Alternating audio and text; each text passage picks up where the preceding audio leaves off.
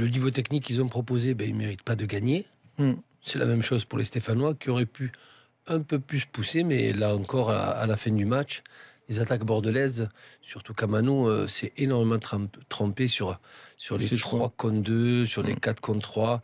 À chaque fois, il y a eu une perte de balle, il n'y avait plus du tout de milieu de terrain maintenant. Aucune des deux équipes méritait de gagner sur l'ensemble du match. Le match était normal. On n'a pas vu un beau match là. Non, pas du tout. D'accord. On est quand même bien servi d'avoir vu 4 buts. Oui, voilà. Meilleure deuxième période. La première période faisait très très peur. Et on ne savait pas trop où on allait. Il se trouve que c'était mieux en deuxième.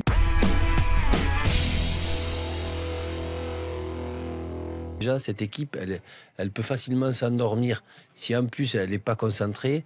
Leur problème à eux, maintenant qu'il n'y a pas autant de leaders qui recadrent, chacun fait un petit peu n'importe quoi et personne ne dit rien.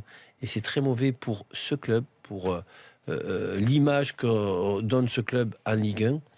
Et c'est pas bon du tout. Et j'espère même qu'en Coupe de France, ils feront tout pour écraser, faire une démonstration contre Angers et non pas encore être sur les pointes de pied. Et si Angers n'a pas de réussite, de terminer par un petit 1-0 et dire c'est bon, on a gagné la finale de la Coupe de France. Je suis désolé. Cette équipe du PSG, elle l'avait dit, elle devait apprendre à maudire la défaite. C'est ça les grands clubs. Que tu joues contre Monaco ou Penfourcalaisois, ils doivent absolument gagner et dominer. C'est ça les grands clubs. On l'a vu avec la Juve. La Juve, ils ne laissent rien au hasard. C'est pas parce qu'ils ont battu Monaco. Ils le font ça tout le temps à domicile, à l'extérieur, contre n'importe quelle équipe. C'est ça les grands clubs. Le Bayern, le Real le fait. Barcelone, pareil. Et le PSG n'a pas encore ça, cet ADN-là. Et ça se travaille.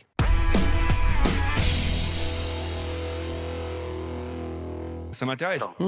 Parce que il y a une opportunité européenne et le monsieur nous parle d'aller gagner à Nancy alors qu'il a plein de jokers.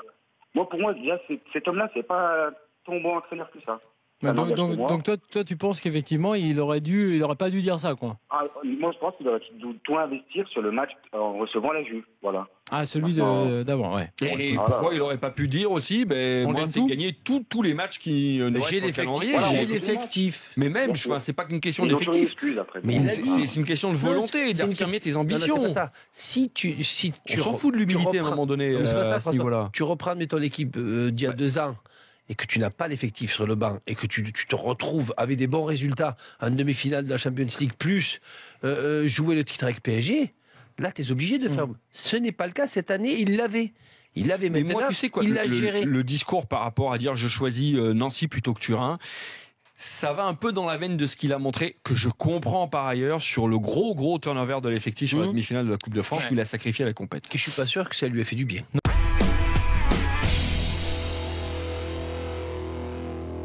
Il n'y a rien de pire pour moi que de monter la tête à un jeune joueur comme ça. Tu as sans doute raison, mais je pense pas qu'il y ait une volonté. Tu vois, c'est pas fait exprès. C'est ça qu'on veut te dire. Franchement, je ne sais pas. Non, mais il n'y a pas de volonté et je pense que tu n'as pas raison. Parce que si tu es un joueur qui prétend aller à un très grand niveau et donc connaître de belles réussites comme son talent le lui permet, si t'es pas capable d'encaisser cette pression, parce que là c'est rien, Kylian Mbappé, la une de Marca, pour lui c'est rien. On lui souhaite d'avoir des unes beaucoup plus entre guillemets agressives et qui pourraient le perturber, parce que ça voudrait dire qu'il fera partie des très grands. Et s'il est dans les très grands, il devra faire avec. Sinon, il faut qu'il aille jouer en DH.